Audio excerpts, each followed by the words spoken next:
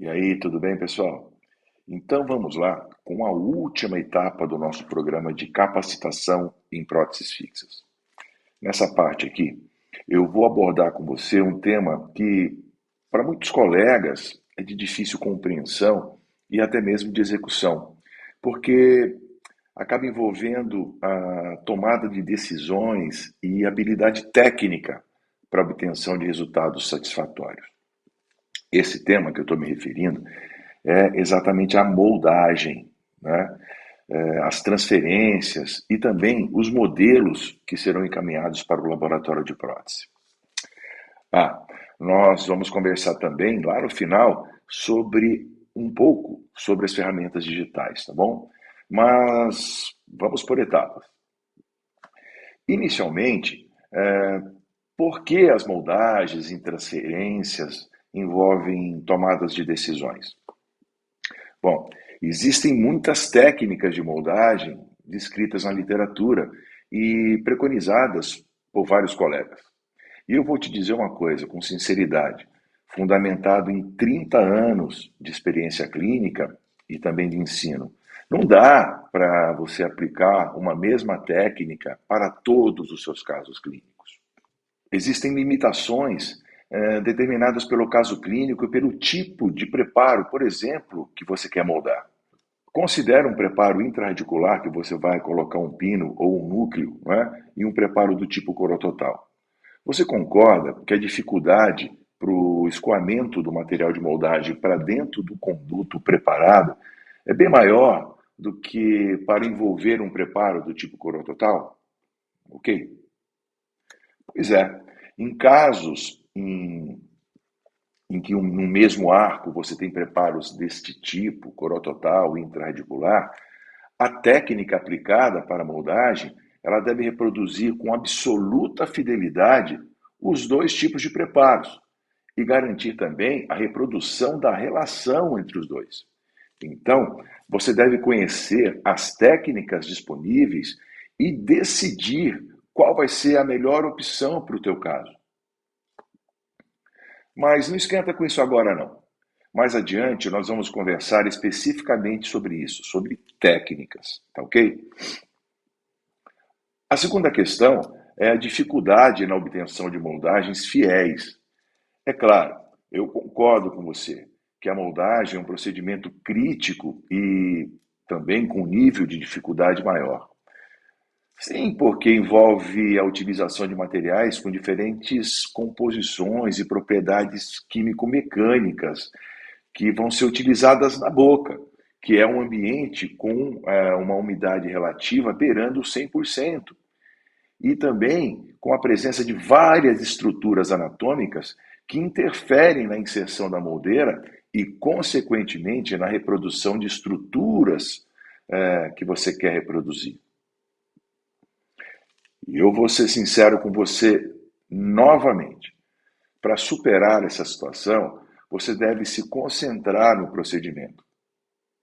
Verificar se você conseguiu reproduzir realmente as estruturas que você se propôs a moldar. E caso não obtenha êxito, refaça. Mas refaça tendo a compreensão de onde você errou, para você não repetir os mesmos erros. Na verdade, o segredo do domínio de uma técnica vai muito além de conhecer a técnica, né? Refazê-la quantas vezes forem necessárias e para isso você tem que querer fazer corretamente. Muitas das nossas dificuldades com relação às moldagens estão relacionadas a uma abordagem muitas vezes superficial e não adequada do assunto durante a nossa formação no curso de graduação. E quando nós já estamos formados, nós nos deparamos com a necessidade de moldar. E aí está o problema, né? Nós só conseguimos reproduzir o que nós aprendemos. Se não aprendemos, não seremos capazes de reproduzir. Concorda comigo? Mas eu prometo que isso vai acabar agora, tá bom? Se você seguir a sequência e as orientações que eu vou te passar nesse módulo, você vai ver como os teus resultados vão melhorar. E vão melhorar muito. Vamos lá, então? Bom, a primeira coisa que eu tenho que te dizer sobre moldagem é que ela tem como objetivos reproduzir preparos, rebordos, inserções musculares, transferir implantes ou pilares e interrelacioná-los entre si, né? E também que você pode moldar pelo método convencional, utilizando um material de moldagem dentro de uma moldeira, ou também pelo método digital. O método convencional é aquele que você conhece, não é? Aquele que a gente obtém uma impressão dos preparos diretamente na boca. E você pode fazer isso por meio de várias técnicas, utilizando os diversos tipos de materiais. Só não se esquece de uma coisa, hein? Nem sempre um determinado tipo de material pode ser utilizado em todas as situações clínicas. Às vezes, em função de suas propriedades físico-mecânicas, os materiais de moldagem são incompatíveis com o caso clínico que você deseja moldar. E após a impressão, você deverá vazar o seu molde e montar o modelo em articulador para enviar finalmente ao laboratório para execução do teu caso.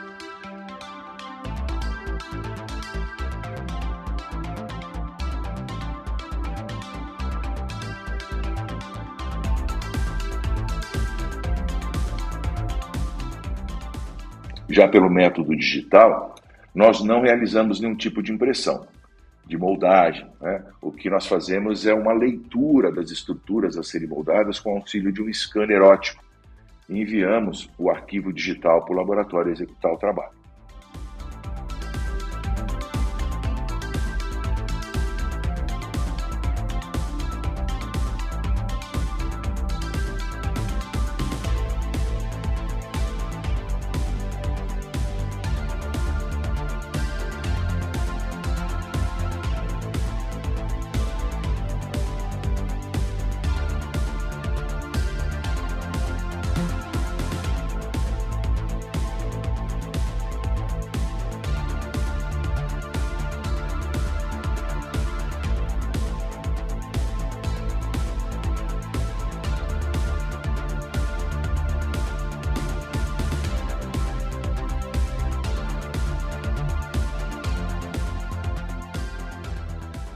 Bom, voltando então ao método convencional, existem três fatores que são críticos e que você deve considerar antes de moldar, tá bom? O primeiro deles é o material que você vai utilizar. O segundo é a técnica que você vai aplicar e, em terceiro lugar, a situação clínica, as características das estruturas que você quer reproduzir. E o que é importante sabermos sobre os materiais que podemos utilizar em nossas moldagens?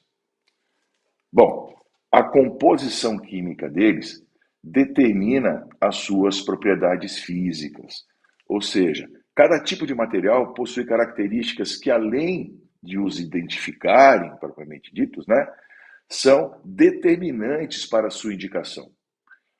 Propriedades como fluidez, rigidez, resistência ao rasgamento, estabilidade dimensional, recuperação elástica e tempo de presa são fatores determinantes para você indicar o material ou um outro. A técnica de moldagem que você for utilizar, ela tem que ser, acima de tudo, reproduzível. Ela deve ser de execução simples para todos os profissionais. Olha, aquelas técnicas que nos são passadas, fundamentadas em experiências individuais, tipo assim, né? Eu faço desse jeito, eu vou te dar um macete, uma dica para você moldar. Ou aquelas que você não encontra referência em nenhum livro ou publicação e somente aquele determinado profissional que a indica é que consegue obter resultados satisfatórios. Olha, sinceramente, evita isso, né? Aprende e utiliza as técnicas que estão comprovadas clínica e cientificamente. Aquelas técnicas que estão nos livros. A moldagem, gente, é um procedimento crítico por si só.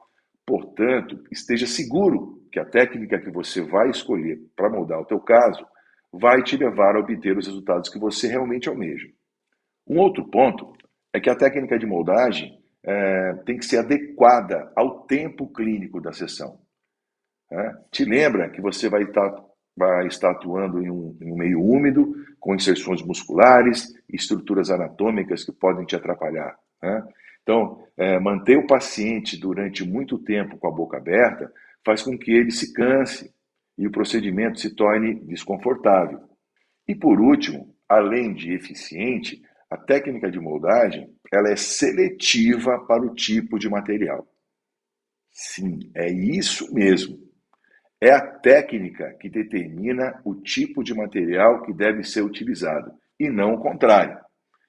Então, aquela história, eu só uso silicone de adição, ou eu só uso poliéster, é perigosa e, na verdade, acaba limitando a eficiência do procedimento.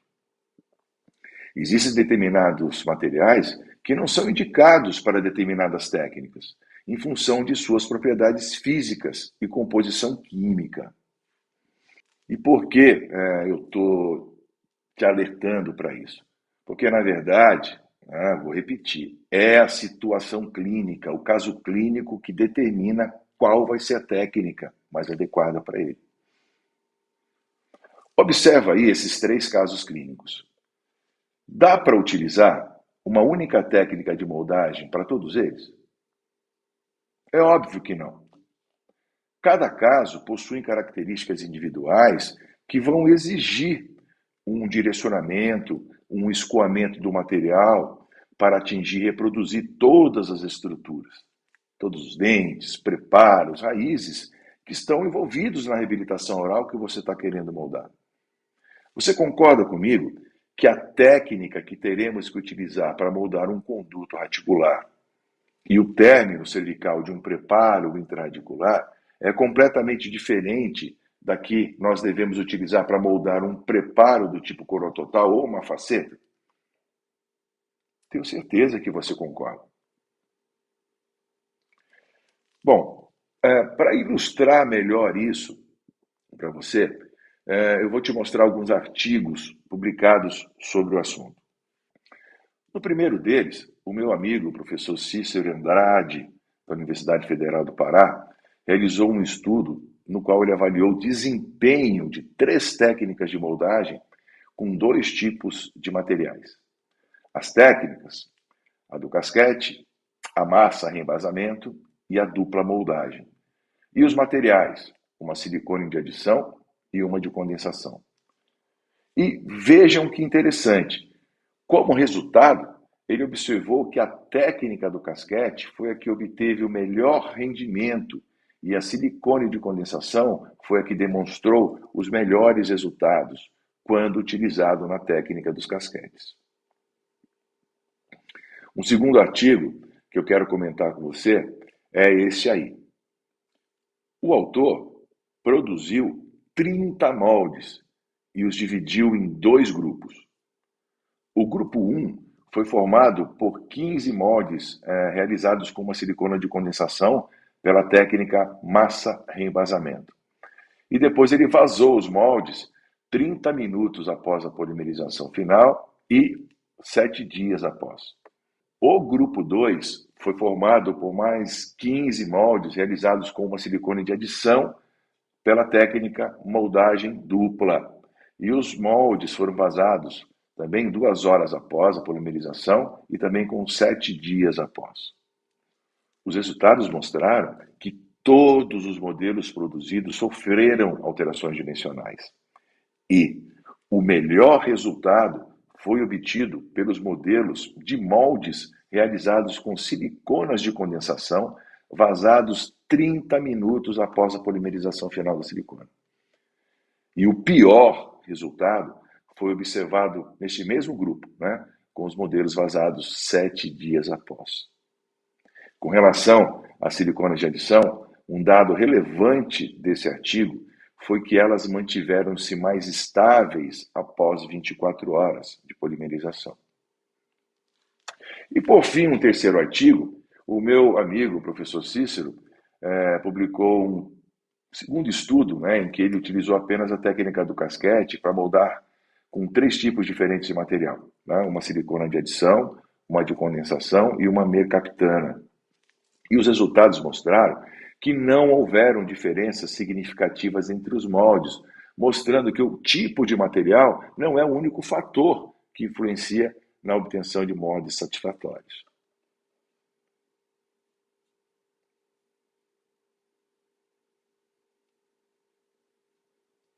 Então, fica a dica aí para você. Antes de você selecionar o tipo de material, analise se ele vai se adequar à técnica de moldagem que você vai utilizar.